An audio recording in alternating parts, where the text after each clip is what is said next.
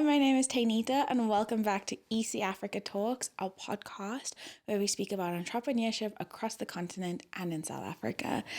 Today, we have a very special guest, but before I introduce her, please like, share, and subscribe. We are so looking forward to hearing your comments. Let us know who you would like to see next, any questions you have for our entrepreneurs. We really want to see our community grow, and you are part of that. So please engage with us. Today's guest is somebody who is a change maker in her field, but also somebody who's doing really important work. And so I'm really excited to have Chido with us. Thank you. Thank you for taking the time to be on our show. I think a lot of people will learn a lot from your story, but also just understand tech and what it takes to be in this space because it's ever changing. And so we're really grateful that you're here with us. Thank you so much for having me. So something that we like to do on our show, because we believe that nobody can advocate for you as best as you can for yourself, is tell us a little bit of like a snippet of your journey and who you are actually. Okay, fantastic. So my name is Chido Dzinotyiwei. I was born in Zimbabwe and raised in South Africa. So language has just always been a common denominator in me trying to navigate school, life, and literally just my dreams. So I have started a language technology company with my co-founder Ishe, and what we do is we train models to understand our languages, and then we give that type of technology for companies and people who want to localize and be multilingual in their operations. Perfect. So when we talk about entrepreneurship, it sometimes feels like either people have found it along the way or they've started out as entrepreneurs. How did you venture into entrepreneurship? Because I know you have a corporate background and you've actually recently left corporate. So tell us a little bit about that. Yeah, so I grew up in an entrepreneurial family. When we moved to South Africa, it was my father actually expanding his business from Zim to South Africa. So I've always grown up seeing someone building something by themselves, and taking the steps to build a team, get an office, get a bigger space, expand to other countries. So I think I was quite fortunate in the fact that it wasn't so scary for me to start. I had someone to lean on. But this definitely is not my first startup. I've started other things along the way, and they've just helped me again in building the confidence and the networks to be where we are today. Perfect. So tell us a little bit about the world of AI and the fourth industrial revolution, Web3. I think there's such buzzwords right now, but why do you think that it's important that we have African content? And like you're saying, you're teaching them, right? You're teaching them about the languages that we speak, the way that we speak. Why is that an important thing that we do? Yeah, so technology is an extremely important tool for all our economies. It improves efficiency, it optimizes our processes. It really just helps us get where we want to get to faster and in a more scalable way. So we decided to invest in technology for our business because we saw that the problem we're solving is really big. It's a problem that is like language barriers are a problem that exists across the world. And a lot of people are hindered from, accessing education or economic opportunities because of this problem. So us using technology was a way for us to solve that faster. And I think a lot of companies are also coming to that realization that they want to solve their problems faster. They want to reach the next level. So tech is the best way to do it. It's not to say AI may be the best solution for your company, but it's definitely something that I think everyone needs to be comfortable using or having in their space. And for us, again, dealing with language, something that people speak every day, we needed to ensure that we also do the education part of it as we build. So with our language technology platform, we also teach people how to use tech. I'll give you an example. Our first MVP was just kind of like a chatbot prompt style like ChatGPT. But when we took it out to the communities, they had never seen something like that before. Or when you just give them a screen and you expect them to ask a question, it's like, what do I ask? What am I expecting to receive? So we had to change our whole interface to accommodate where we are. But again, that's the journey of being an entrepreneur, right? You want to take your users with you on this journey as you build. You also want to empower them and ensure that even if they use your platform once or twice, when they use the next AI-enabled platform, it's not so foreign for them. And I think that's where the whole ecosystem comes in. Like you mentioned, the Web3 community as well, the blockchain community. Yes, we may all be clustered under Fourth Industrial Revolution technologies, but our work and the new innovative things we're building have to come together to enable Africans and I guess any other users to be comfortable with tech. Right, and I think that it's also really important to say that Africa is at the forefront of this, right? And I say the continent because in every country there's a little community that is doing something. Some communities are bigger. I mean, Kenya, South Africa, Nigeria, they really are at the forefront of this, but it doesn't mean that it's not being used across the continent, or that like they're not developers or entrepreneurs who are doing great things. But a conversation that I've heard a few times is also saying that if we as Africans don't take ownership of this next industrial revolution, the gap that it will create is too big and we're not going to be able to catch up to that. And so it's really inspiring to hear of especially Black females, young Black females who are really taking charge of that, because I think sometimes the conversation can almost like pass us over, right? And you're not an active participant in that, which I think is really important. Yeah, no, most definitely. So speaking about that, I wanted to know, we briefly spoke about the corporate thing. What do you think of when you think of somebody who's in corporate but also is an entrepreneur? What is that balance, and when do you know when you should leave? Because it is a push and pull, right? I mean, we've had guests on here who have said, in an ideal world, everybody just starts a business and they have the capital. But sometimes it's okay that you have a job with a salary, with income that is definitely that is also promised, right? Because entrepreneurship isn't always promised in the beginning. Yeah, no, definitely. So I think for me with my journey, I had started my startup before I got my job because I took a gap year after university. And when I got my job, I did spend a lot of time trying to balance the two, obviously giving a lot of my attention to my job and wanting to perform well there, but also just seeing the way our startup was developing. So I think it's very important for people who are in corporate to remember that, like you just said, the journey it's not straightforward. You'll have your ups and your downs. And because of that, you need to set goals for yourself. So what I did is I set a goal to say, how much should my business be making before I can start, taking the leap? And what should its growth be looking like? Our business has changed quite a lot, over the years that I was in corporate. And I think those two questions or other requirements I put on myself really helped us to make the right decisions to work towards it. So it wasn't kind of something that, just walk and be like, I'm done. I had to do a lot of planning. I had to do a lifestyle downgrade as well. And I think these are some of the things people don't really talk about, that, you do need to then start making various accommodations for the way that you're going to be living as an entrepreneur versus as someone who's in corporate. Like you said, a salary is coming, you can maybe get a little bit of credit to buy this because next month or the month after, you're paid off. But as an entrepreneur, it doesn't really work like that. And you have to be comfortable with that mentally first before you make the commitment. I love that. Of just having a plan as well to move towards it, which is very, I don't know, I think it's also very important to have that conversation because I think a lot of people don't go into entrepreneurship because they think they can't give their full time to it, or they don't want to give up that. And you don't have to do that in the beginning. You can sort of navigate it until the point feels good. And I mean, we've had entrepreneurs on the show that have fluctuated between the two, right? So have given all to their businesses, have given all to their startups, and found out that actually a corporate job is where they're being called and move back and forth between it. It's not a fail start. Exactly, yeah. Which I think is really important. Okay, so I want to just better understand the scope of AI and the language behind it. So when you guys decided, obviously, to start your platform, how did you pick the languages that you wanted to go into? And then also, how do you train an AI? Because that sounds it sounds like sci-fi to me. Oh, okay, no, very good question. So We do a lot of research. I think half of our company is just R&D. We do a lot of research to understand the dynamics around language because they've evolved. So, you can say that isiZulu is spoken in South Africa, right? But there are also other isiZulu speakers across the world now, and, they're exposed to so many different things. So their linguistic needs also differ. So we do that research to understand the demand of the language and also where it's being used and how it's being used. Some languages are used mostly in communities for communication, which is fantastic.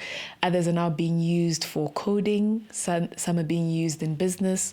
Some are being used in academia as well. So once we understand that, that's how we start choosing the languages that we're going to put on the platform.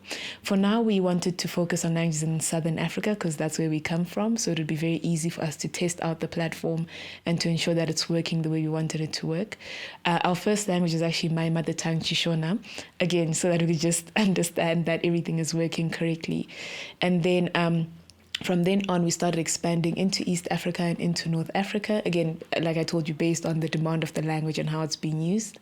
I think our business is also very unique in that we're a social impact business as well. So, bridging language barriers promotes inclusivity, and that's something that we're really passionate about.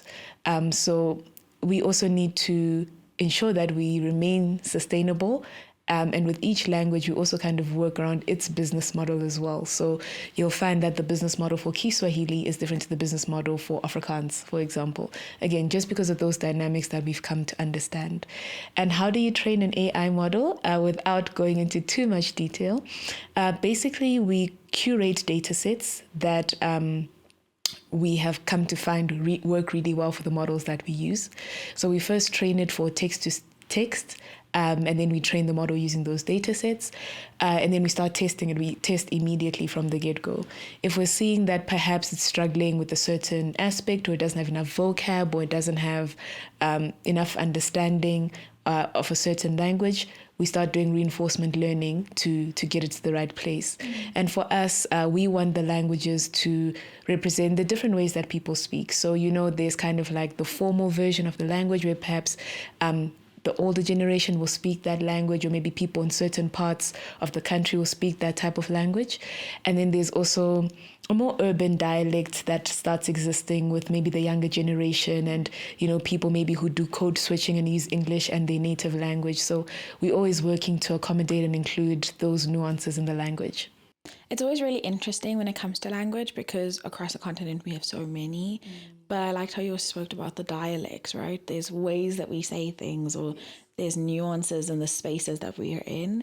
And so I'm sure you guys are learning so much, but I'm also just so interested by that because it is such an important tool that we learn to document and we have it written down because, it's a critique across the continent, right? That we don't have enough written work about us, about our histories. We say in Southern Africa that we have these oral histories, which are wonderful, but if this tool can be something that people use to document and create, it's only for the benefit of the communities, which I think is really great.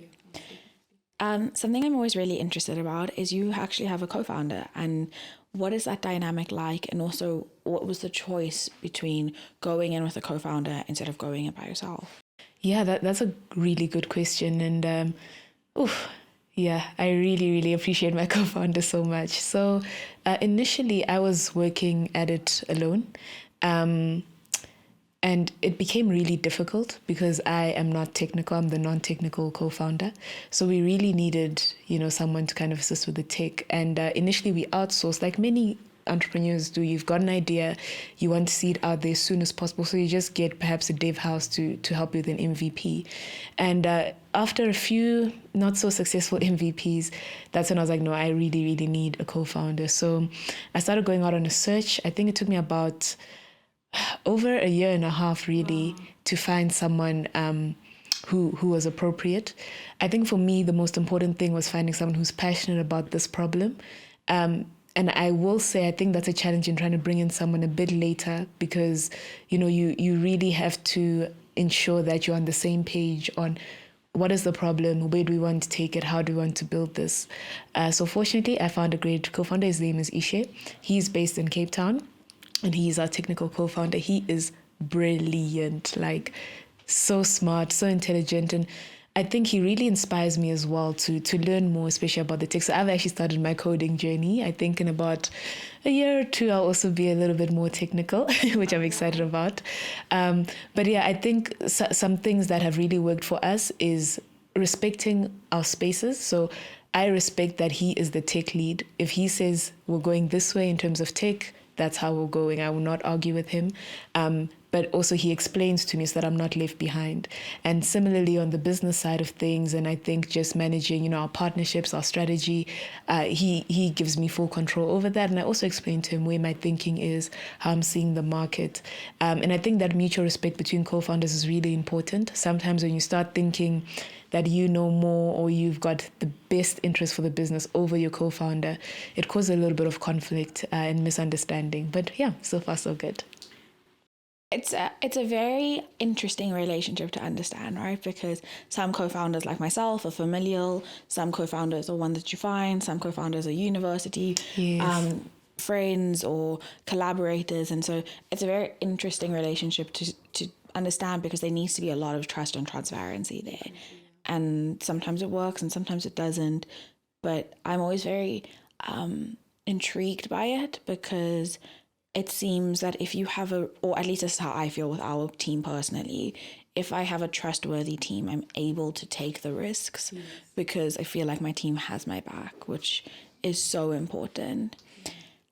Okay, so you've mentioned your MVP, and we're busy building our ECAfrica MVP, which Great. is so much more work than you think it is. It's so much more back and forth. Yeah. But speak to us about the importance of an MVP and what that does for your startup. Oh, yeah. Oof. An MVP is extremely important. And I think working in Africa, where people need to see things before they can just take your word for it, an MVP becomes very important. So for us, we went on a 6-week sprint to get the first version of our MVP out because we just wanted something out there as soon as possible. And I think for anyone who's building an AI, try to have an MVP, even if you just have like your mockups on Figma that you can show someone what it's going to look like, because AI is still quite abstract to a number of people and you need to be able to show them something. So yeah, for us, we built our MVP in about 6 weeks, and then after that, we just started iterating on it. And I'd also suggest people use that method. So get something out there early, again, even if it's just your mockups, because it helps you to also know what to improve, what to ask people when you're testing. We had our MVP for 4 languages when we started. Now we're on 11, but we had 4 languages. And now when we're testing it, we knew exactly which questions to ask people. Is it working? Is it accurate? What would you fix? How does it feel? Does it scare you? Does it not?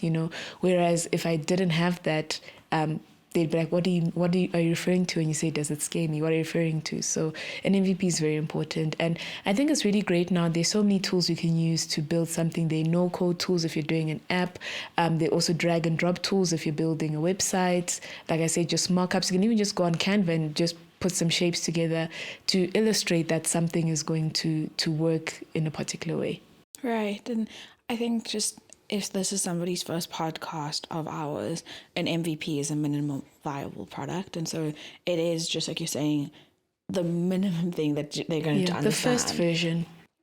And from speaking to other co-founders, from speaking to people who are just starting, it also is a tool that you can use to pitch with so that people can see what you're doing. They can sort of play with it. Even if it is just a Canva thing, they can understand what's in your mind on paper.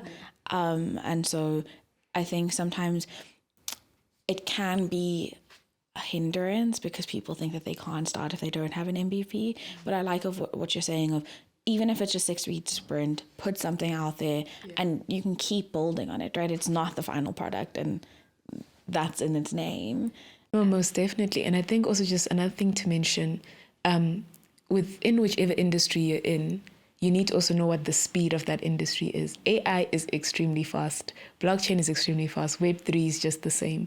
So also don't look at yourself as I am an African building an African product, so I'm going to move at this pace. You're building a global product. Anyone across the world can catch wind of it. So you want to make sure that you're also moving at that pace. And if it means that, I mean, look, some people's MVP is really just a wait list, right? And they say, this is what we're going to be creating. Do you want early access? That's it, right? And they can really start validating that there are people who want to use it, people who are interested. If you can even put a question there or a tab where people can ask you questions, you might get people even giving you more ideas, right? But always think global and always move at that pace. Especially because we're speaking about a tech startup, a tech landscape. It is a universal language. And so, I mean, there's tools that we use that were created in China and America and South America, like everywhere, right? And so I think that's such a good thing to tell people as well, because, correct me if I'm wrong, the thing is that you could fail, right? And it could be really bad, but you could also learn from that failure. Yeah. And because it's such a fast moving industry, nobody really knows what they're doing. Everybody's just testing it out. So the likelihood that it's not going to work 100% is almost 100%. And that's also okay. That's also okay. And I think, you're also building your profile at the same time. So by you reaching out for the global audience as well, whether it works out or not, your next co-founder could be someone who was watching your journey from America or from the UK or from Asia. And again, it comes by you also positioning yourself to say, I am capable and interested to build for the global community, in as much as, like for us, our product is quite niche. We're starting with African languages, but there are Africans and people interested in Africa across the world. So always have to be looking globally. Yeah. A lot of the funders aren't maybe within your borders, right? And so you might have an investor who comes along as an angel investor, or really just, you don't know what's beyond our borders. And so I think it's so vital to make that distinction, because the truth is the rest of the world is building for Africa, right? And so we should build Why for not them. us? Yeah. Which I really, really enjoy. Okay, as we sort of go to the end of our podcast, before I ask you our final two questions, I guess one thing I'm always interested in, especially when we have a woman sitting on our couch next to me, is what is the landscape of tech as a woman of color? So what have you seen? And then what are you projecting for the future? It's very interesting. I think there's a lot of effort. I must commend all the different accelerators, even VCs that are working towards including women, either by prioritizing them and really trying to assist them to get funding ready and fund them, or to run programs that can, assist us in our journey to build. I still don't think there's enough funding, though, that is coming to women. The stats say that for themselves, but I think that is just one downfall of our ecosystem. But I think the global ecosystem, really, there isn't enough funding that is coming to, women-led enterprises or ventures. And I'd really hope to see that changing going forward. I think we've all kind of figured out that there are multiple ways to fund. You just mentioned angel investors now. There's VC, there's grants. So I would like to see those sorts of instruments just being used to channel, funds to female founders. But yeah, I think the ecosystem is also growing and trying to understand our needs, which I guess at times may be unique to our counterparts. I am not a mother yet, but I know that some of my colleagues who are mothers, who may be heading up households, they've got a different set of challenges that, sometimes impact the way that they build and the way that they even show up in the ecosystem. I think having more spaces that accommodate that and support us in that would be great. I love that. Okay, so something I'm always really interested in is, who are you looking at? So we always ask our entrepreneurs if there's anybody that we should look out for, if there are any companies that you're following, podcast shows, because we really believe in sharing our flowers with the people in our spaces. And you're not going to really hear about anybody if you're not looking for them. And so I think that it's always a good opportunity to see who you're following. Very interesting question. Oh, I'm following a lot of people. I think, like I said, for us, we are really into research and development. So we're constantly looking at the various research houses that are releasing information on AI. Stanford is honestly top up there. They're doing a lot of good research on AI, training models, On the continent, there are so many entrepreneurs. I don't even know where to start. I think in the language space, I'll always be looking at like the likes of ECAfrica. They do really great work for children using AR and VR. We're also kind of looking at Whip Music Africa. They support creatives on the continent and give them opportunities to actually grow from being, I guess, an unknown artist to a mainstream artist. One thing I really like about their product is that they serve the creative sector, and the creative sector is actually what really spurs on users and the way that they consume content on the continent. So they've done a really unique thing in trying to understand how to optimize that. So I love watching their journey because it's something that's of use to us. We want users to use multilingual AI, and they kind of work towards that. And then I think in terms of corporates, who would I be looking at? I think there are a lot of corporates that are doing really, really interesting things, especially to play around with AI. And I think as a business, you always kind of also want to have some B2B clients, on your roster there as well. They really kind of help to ease up, your revenue. So I think so far Safaricom is one that I'm really looking at, especially because they have a really huge footprint in East Africa, a lot of data. And I think they're going to be doing some really amazing things, especially with AI for Africans. So yeah, I'd say if I had to give you a top 3, I'd be looking at those. Thank you. And I think I want to go look up the people that you've said. And I think that it's always just really interesting to know what's happening in different industries.